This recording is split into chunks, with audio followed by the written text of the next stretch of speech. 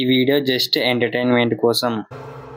ఇక మొదలెడదామా? ఆకలేస్తే పువ్వు వైపు, దాహం వేస్తే బార్ వైపు చూసే రోజులు పోయినప్పుడే మీ అమ్మ బాబు చదువు నేర్పించింది ఈ మాటల కోసమేనా? నీ బతికి అయిపోయింది, నీ కొత్త చెక్కేస్తారులే ఈ రోజంతా.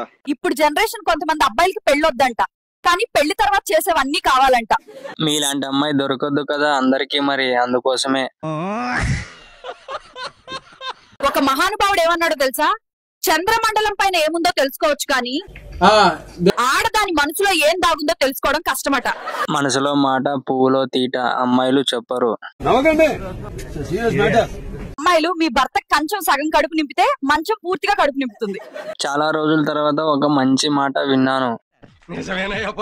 ఒక అబ్బాయి అన్నాడు, నీకేమైనా బౌండరీస్ ఉంటాయా అంటే నేనన్నా, ఒక్క టిఫిన్ పెట్టి వైఫై ఇవ్వడమే నాకు బౌండరీ రా. ఆ టిఫిన్ ఏంటో వైఫై ఏంటో మీరైనా కాస్త చెప్పండి అయ్యా. ఒక వ్యక్తి ఒక గుడ్డును 1 గంట నుండి ఉడికిస్తూనే ఉన్నాడు, అయినా ఆ గుడ్డు ఉడకలేదు.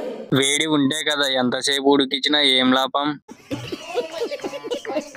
ఇంతకు ముందు అయితే ప్రతి మగాడి విజయం వెనక ఒక ఆడది ఉండేదనేవారు, కానీ ఇప్పుడు మాత్రం ప్రతి హస్బెండ్ మర్డర్ వెనక తన వైఫ్ అలాగే ఆమె లవర్ ఉంటున్నారు.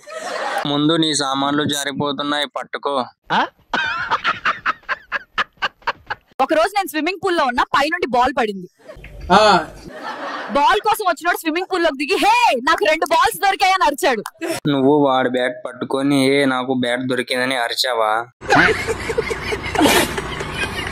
మీరు జీవితంలో ఎదగాలంటే యూజ్లెస్ పీపుల్స్ మాటలు అస్సలు పట్టించుకోవద్దు. నీ మాట పట్టించుకున్నాను. ఎందుకు? నా ఫ్యూచర్ హస్బెండ్ కి ఒకే ఒక రిక్వెస్ట్, టిఫిన్స్ తో ఆపు. కాదుకూడదు, డిన్నర్ వరకు వెళ్ళావో ఇక అంతే. నీ దగ్గర మైక్ ఉంది కదా, ఇంకా వేరే దాంతో పనేముంది?